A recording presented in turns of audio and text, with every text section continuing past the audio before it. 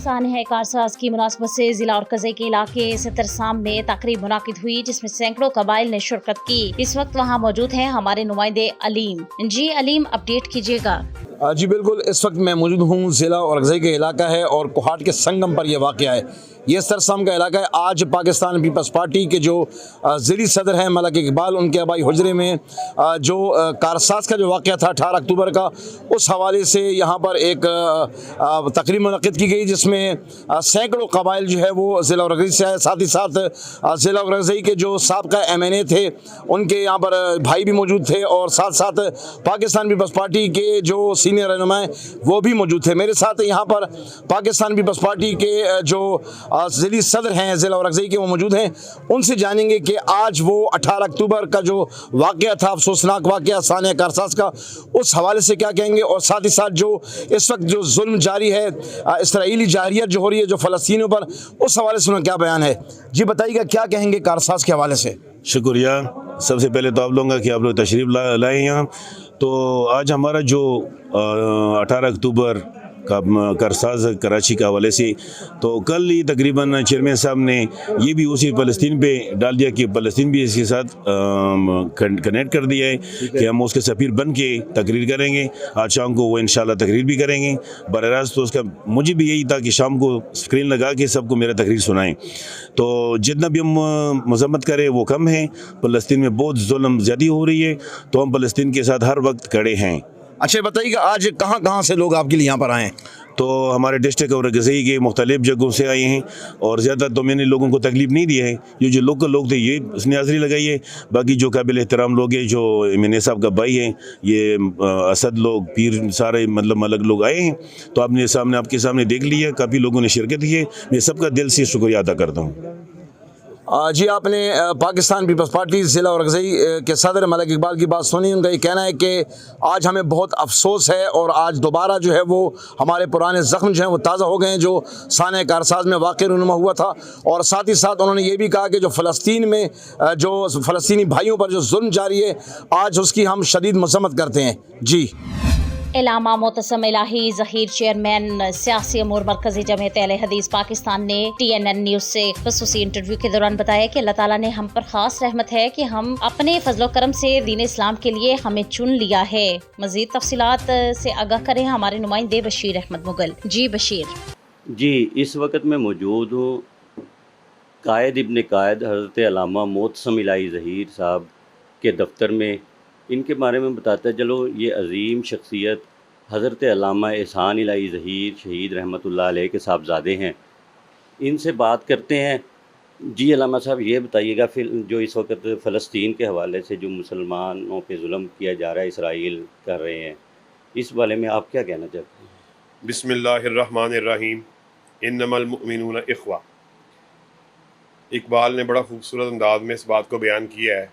अखुवत इसको कहते हैं, चुबे कांटा जो काबुल में, तो हिंदुस्तान का हर पीरो जमा बेताब हो जाए। यानी आज ये जो फ़लस्तीन में हमारी माओ बहनों बेटियों हमारे भाइयों पे जो जुल्म की दास्तान रकम की जा रही है, अफसोस अफसोस दर अफसोस कि ये जो इतने ज़्यादा मुसलमान ममालिक हैं, अगर आप तादाद का अंदाज़ा लगाएं तो अरबों में इनकी तादाद पहुँचती है। और मुट्ठी भर वो यहूदी जो हैं हमारी माओ बहनों बेटियों उनकी आबरू के दर पे हुए हैं। उनके बच्चों को, हमारे बेटों को, हमारे भाइयों को बेदर्दी से जुल्म का निशाना बनाया जा रहा है। लेकिन तोफ़ है ऐसे मुसलमान हुक्मरानों पर कि जो उनकी मदद के लिए उनके लिए आवाज़ नहीं उठा रहे। और मैं समझता हूँ बहैसियत मुसलमान पाकिस्तान उसकी ज़िम्मेदारी सबसे बढ़ के है। हमारे हुक्मरानों को चाहिए कि वो आगे बढ़ के उनके हक़ में आवाज़ को उठाएँ।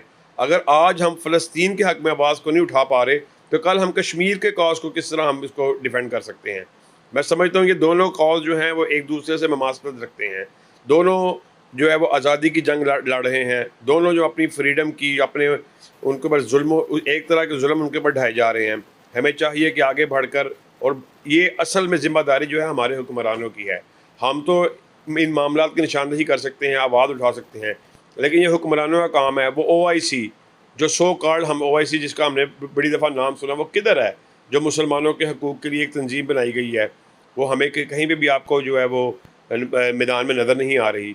हमें اس بات پہ یہ بڑا لمحہ فکریہ ہے. اگر آج ہم اپنے مظلوم بہن بھائیوں کے لیے، اپنی ماں بیٹیوں کے لیے آواز نہیں اٹھاتے تو کل پھر ہمیں ہرگز اس بات کی امید نہیں رکھنی چاہیے کہ کل کوئی دشمن ہم پہ حملہ آور ہو تو پورے دنیا میں کوئی ہمارے حق میں وہ کھڑا ہو سکے. علامہ صاحب یہ بتائیے گا، آپ کے والد حضرت علامہ احسان الہی ظہیر شہید رحمۃ اللہ نے پوری دنیا میں تبلیغ کا کام کیا، دین اسلام کی بات کی انہوں نے. اس بارے میں آپ کی کتنی سرگرمیاں، کیا آپ دین اسلام کے لیے کیا کیا کر رہے ہیں؟ جی، جب والد محترم جب اس دنیا سے رخصت ہوئے ہیں، شہید ہوئے ہیں، تو اس وقت تو میری عمر تھی بڑی چھوٹی. میں تقریباً 9 سے 10 برس کا تھا. میں 5ویں کلاس میں تھا. جو ابتسام بھائی جو سب سے بڑے بھائی ہیں وہ میٹرک میں تھے، اور جو چھوٹے بھائی حافظ ہشام الہی ظہیر ہیں وہ 3ری کلاس میں تھے. تو ابو کے چلے جانے کے بعد پہلے تو ہم نے اپنے وہ تعلیمی مراحل ان کو مکمل کیا ہے. پھر اپنی جو اسلامک اسٹڈیز ہے اس کے حوالے سے اپنی تعلیم کو مکمل کر کے پھر ہم اپنی اسی میدان میں، اللہ رب العزت کی بڑی نعمت ہے، بڑی عنایت ہے. میں سمجھتا ہوں یہ اللہ کی خاص رحمت ہے کہ سورہ کہف میں بھی اللہ رب العزت ارشاد فرما رہے ہیں وَقَانَ أَبُوهُمَا صَالِحًا، کہ وہ ان کے باپ نیک تھے، کہ ان کی نیکی کی برکت کی وجہ سے آج اللہ کے فضل و کرم سے اللہ رب العزت کی یہ بڑی رحم ہے، بڑی کرم نوازی ہے کہ اس نے اپنے دین کی خدمت کے لیے، اسلام کی سربلندی کے لیے، صحابہ کے دفاع کے لیے، ختم نبوت کے دفاع کے لیے، اسلامی شاعر کے دفاع کے لیے اللہ رب العزت نے ہمیں اللہ کے فضل و کرم سے چن لیا ہے.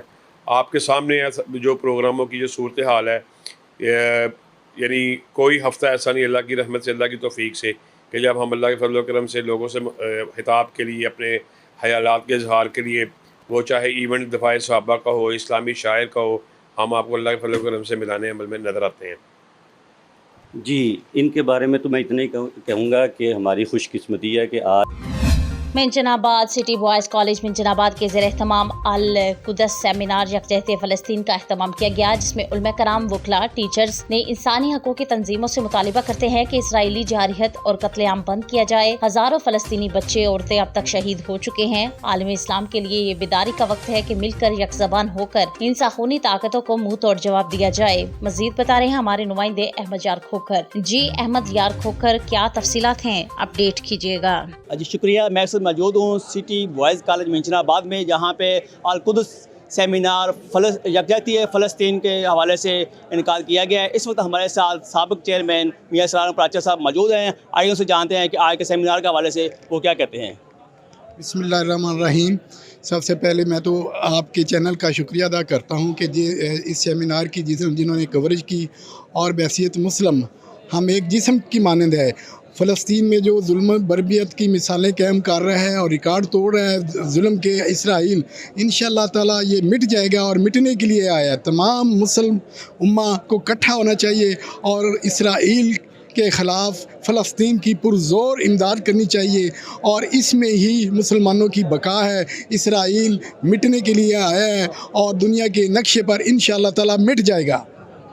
جی بالکل، ان کا کہنا ہے کہ اسرائیل مٹنے کے لیے آیا ہے اور انشاءاللہ مٹ جائے گا، اور اس کی فلسطین پر بربریت اور ظلم کی ہم پرزور مذمت کرتے ہیں. اس وقت ہمارے ساتھ سینئر قانون دان سلیم بلوچ صاحب موجود ہیں. آئیے ان سے جانتے ہیں کہ وہ اس حوالے سے کیا کہیں گے. جی بسم اللہ الرحمن الرحیم. سب سے پہلے تو میں یہ کہنا چاہوں گا کہ 1948 سے لے کے آج تک جس طرح ایک اسرائیلی ریاست جو ایک ناجائز ریاست تھی، جس طرح اس کا قیام کیا گیا، اسرائیلیوں کو وہاں پہ بسایا گیا اور پوری دنیا سے یہودی اکٹھے کر کے وہاں پہ بسایا گیا انہیں، تو اس میں فلسطینیوں کو بے گھر کرنا، اس وقت بھی تقریباً 7,60,000 لوگ ایسے تھے کہ جو وہاں سے بے گھر ہوئے. اور آج بھی آپ کے سامنے ہے کہ آج یہ ساری اس کارروائی کے دوران، یہ ظالمانہ کارروائی جو ابھی چل رہی ہے، اس ساری کارروائی کے دوران کتنے فلسطینی مظلوم مسلمان ہیں جو بے گھر ہوئے ہیں، اور کتنے بچے ہیں جنہیں شہید کیا جا چکا ہے، کتنی عورتیں ہیں جنہیں مارا جا چکا ہے، اور کتنے ہمارے نوجوان ہیں جن کے لاشیں ہم روز اٹھاتے ہیں. تو اس حوالے سے مسلم امہ کی یہ ذمہ داری بنتی ہے کہ وہ سارے اکٹھے ہوں. خاص طور پہ تمام مسلم ممالک جو تقریباً 57 مسلم ممالک ہیں، ان کو چاہیے کہ اکٹھے ہو کے OIC کے پلیٹ فارم سے اور UNO کے پلیٹ فارم سے یہ باقاعدہ آواز اٹھائیں، اسرائیلیوں کا بائیک آؤٹ کریں، امریکہ کا بائیک آؤٹ کریں، اور اس حوالے سے جتنی بھی کر سکتے ہیں انہیں ضرور یہ کوشش کرنی چاہیے.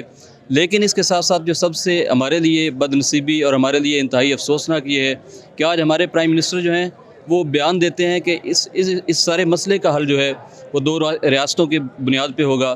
تو ہم یہ کلیئر کرنا چاہتے ہیں کہ 2 ریاستی منصوبہ یہ کبھی نہ تو قابل قبول پہلے تھا اور نہ یہ اب ہے. یہ ایک ہی ریاست تھی جو فلسطین تھی، اور ایک ہی ریاست ہے، اور انشاءاللہ یہ قائم رہے گی۔ اسرائیل جو ہے یہ ہمیشہ کے لیے انشاءاللہ یہاں سے ختم بھی ہوگا اور دنیا کے نقشے سے اس کا خاتمہ ہوگا۔ جی بالکل، ان کا کہنا ہے کہ اسرائیل جو فلسطین پہ ظلم ڈھا رہا ہے، ہسپتال پر حملے کر رہا ہے، بمباری کر رہا ہے، معصوم پھول جیسے بچے شہید کر رہے ہیں، اس کے ہم پرزور مذمت کرتے ہیں۔ اقوام عالم سے مطالبہ کرتی ہیں کہ اس کا حل نکالیں اور اس کو بند کرائیں۔ جی سرگودا ریسکیو ایمرجنسی کے آفس میں سلاوالی میں کوئک رسپانس مقابلوں کا انعقاد کیا گیا، جس میں مختلف تحصیلوں اور یونین کونسلز کے طلباء، کمیونٹی اور ایمرجنسی رسپانس ٹیموں نے حصہ لیا۔ سید اون شرازی کی رپورٹ کے مطابق ریسکیو ایمرجنسی آفیسر مظہر شاہ نے مقابلوں میں فاتحہ ٹیموں میں ٹرافی اور سرٹیفکیٹ تقسیم کیے۔ اس موقع پر انچارج ریسکیو کا کہنا ہے کہ ایسے مقابلوں کا مقصد کسی بھی سانحے یا حادثے کی صورت میں لوکل سطح پر کمیونٹی ایمرجنسی رسپانس ٹیموں کے قیام اور ان کی صلاحیت کو جانچنا ہے۔ ڈسٹرکٹ لیول پر ریسکیو ہر تحصیل کی، ہر یوسی اور ہر گاؤں میں لوکل رضاکاروں کی ٹیم بنا رہی ہے اور انہیں فرسٹ ایڈ کی مکمل تربیت دے رہی ہے تاکہ وہ اپنی ٹیم اپنے علاقے میں کسی بھی حادثے یا سانحے کی صورت میں لوگوں کو بروقت امداد فراہم کر سکے۔ ننکانہ صاحب وزیر اعظم کی ہدایت اور director general immigration and passports کے ویژن کے مطابق عوام کی پاسپورٹ سے متعلق شکایات کے ازالے اور مسائل کو فوری طور پر حل کرنے کے لیے زونل ہیڈ بامقام regional passport office Nankana Sahib میں کھلی کچہری کا انعقاد کیا گیا۔ Faiz ul-Hassan director passport central Punjab zone نے کھلی کچہری میں سائلین کے مسائل سنے اور ان کو موقع پر حل کرنے کے احکامات جاری کیے۔ ان کے ہمراہ Hasnain Liaqat technical officer director Lahore, assistant director passport office Nankana اور طلحہ عمر PA2 ڈائریکٹر پنجاب بھی موجود تھے۔ اس موقع پر ڈائریکٹر پاسپورٹ فیض الحسن نے صحافیوں سے گفتگو کرتے ہوئے کہا کہ پاکستان میں ای پاسپورٹ کا اجرا شروع ہو گیا ہے، اس سے بیرون ملک جانے والوں کو ایئرپورٹ پر سہولیات میسر ہوں گی۔ پاسپورٹ رینیول اب آپ آن لائن اپنے موبائل سے کر سکتے ہیں اور بہت جلد ہم ننکانہ صاحب میں فرسٹ ٹریک پاسپورٹ کی سہولت فراہم کریں گے، جس سے پاسپورٹ 24 گھنٹوں میں مل سکے گا۔ بہاڑی نجی اسکول کے اساتذہ اور طلباء کا فلسطین کے حق میں احتجاجی مظاہرہ اور ریلی کے قیادت ڈائریکٹر اسکول طارق فاروق بھٹی کر رہے تھے۔ اسکول کے اساتذہ اور طلباء نے فلسطین کے حق میں اور اسرائیل مخالف احتجاجی ریلی نکالی اور مظاہرہ کیا۔ سر پر پٹیاں باندھے اسکول کے بچوں نے فلسطین کے حق میں اور اسرائیل مخالف شدید نعرے بازی کی۔ طلباء نے اسرائیل کے خلاف جہاد کا اعلان کر دیا۔ پنجابی پختون گروپ کے ضلعی صدر خان عبدالغفور خان نے بھی ریلی میں شرکت کی۔ مظاہرین کا کہنا تھا کہ فلسطینیوں پر اسرائیل کی طرف سے جاری مظالم کو فوری طور پر روکا جائے۔ فلسطینیوں کی وجہ سے پوری امت مسلمہ میں تشویش پائی جاتی ہے۔ مظاہرین نے امریکہ کے خلاف بھی شدید نعرے بازی کی۔